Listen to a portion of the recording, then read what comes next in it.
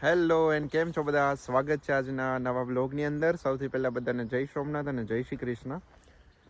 આજે છે મંગળવાર અને આજે મારે ઓફ છે જોબ ઉપરથી. તો આ બ્લોગની અંદર આપણે ડિસ્કસ કરવાના છીએ કે આઇલ ઓફ મેનની અંદર શું વસ્તુઓ છે, શું અત્યારે હું કરું છું, એ બધું જે આપણે લાસ્ટ બ્લોગની અંદર ડિસ્કસ કર્યું હતું. અને અત્યારે હું મારો બ્લોગ આ લોકેશન ઉપરથી સ્ટાર્ટ કરું છું, જેની ડિટેલ હમણાં આપું છું થોડી વારમાં. સો આ બેઝિકલી આ લોકેશન છે ને મરીન ડ્રાઈવ કહેવાય છે આઇલ ઓફ મેનનું. અહીંયાથી જે આઇલ ઓફ મેનનું કેપિટલ ડગલસ સિટી છે જ્યાં હું અત્યારે રહું છું એનું આખું વ્યૂ તમને અહીંથી જોવા મળી જાય. તો વ્યૂ કંઈક આવી રીતેનું છે. અહીંયાથી આખું સિટી તમને જોવા મળી જાય, Douglas capital of Isle of Man. અને અહીંયા સામે છે યુનાઇટેડ કિંગડમ. તો હવે અપકમિંગ બ્લોગની અંદર હું તમને બધું કહીશ કે શું ડિફરન્સ છે આઇલ ઓફ મેન અને ડગલસ બંને વચ્ચે. તો છે ને જોરદાર લોકેશન.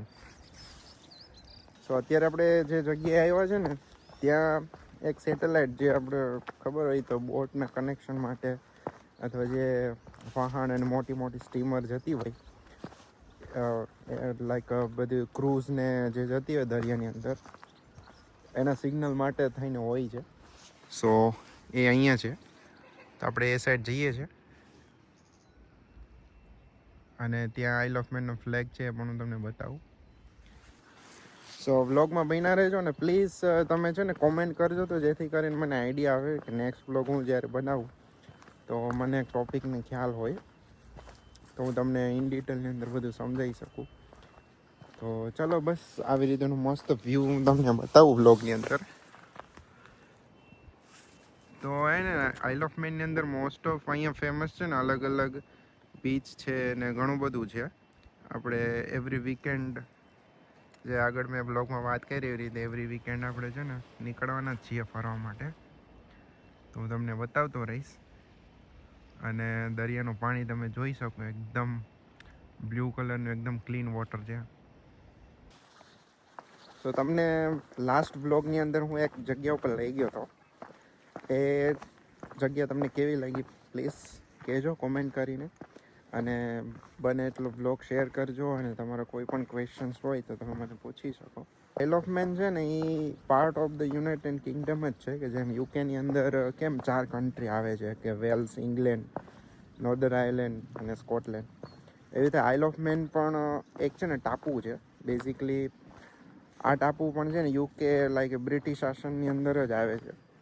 તો તમારે અહીંયા આવવા માટે કોઈ પણ વિઝાની જરૂર ના હોય. તમે લંડનથી તમે અહીંયા આવી શકો. અહીંયાનું મેન ઇમિગ્રેશન લંડન જ છે. લંડન, માન્ચેસ્ટર, બર્મિંગહામ, કોઈ પણ સિટીમાં તમે ઇન્ટરનેશનલ ફ્લાઇટ લઈને આવો.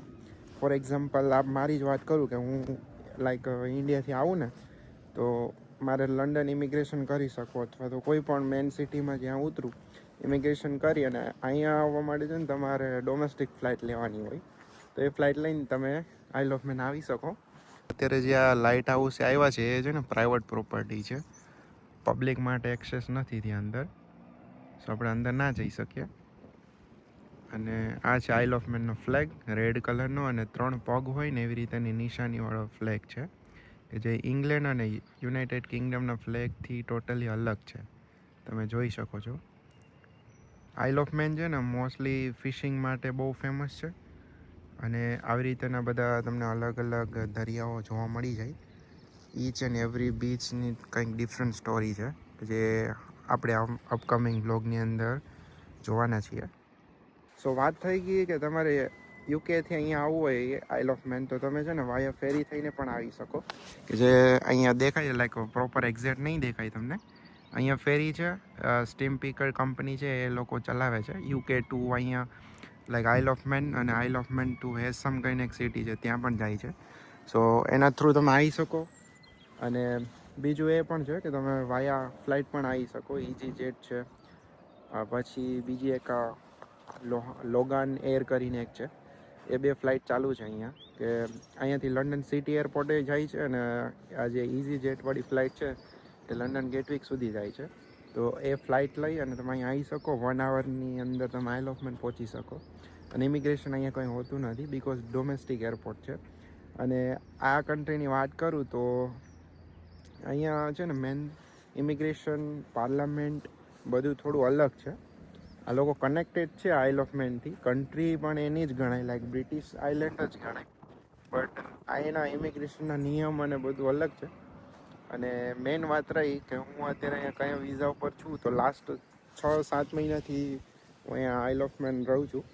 અને મારે અહીંયા સ્પોન્સર વિઝા મળ્યા છે, એટલા માટે થઈને સ્પેસિફિક લંડનથી હું અહીંયા મૂવ થયો છું. બટ અહીંયાથી આપણે લાઈક એની ટાઈમ લંડન જવું હોય, ત્યાં રહેવું હોય, એના ઉપર કોઈ રિસ્ટ્રિક્શન હોતું નથી.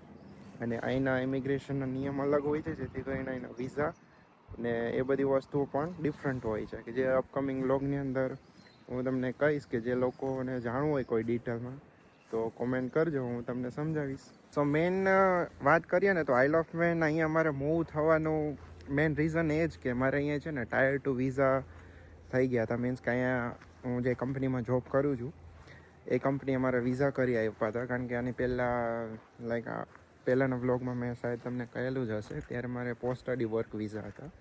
તો એ ફિનિશ થયાની પહેલાં મારે સ્પોન્સર વિઝા અહીંયા લેવા પડે, તો હું અહીંયા વધારે સ્ટે કરી શકું આ કન્ટ્રીની અંદર. હોય છે એવી રીતે કે મારે અત્યારે સ્પોન્સર વિઝા છે, તો સ્પોન્સર ઉપર મારે મિનિમમ 5 યર્સ સ્ટે કરવું પડે. એના પછી આઈએલઆર અને પીઆરશીપ માટે એલિજિબલ થઈ શકીએ.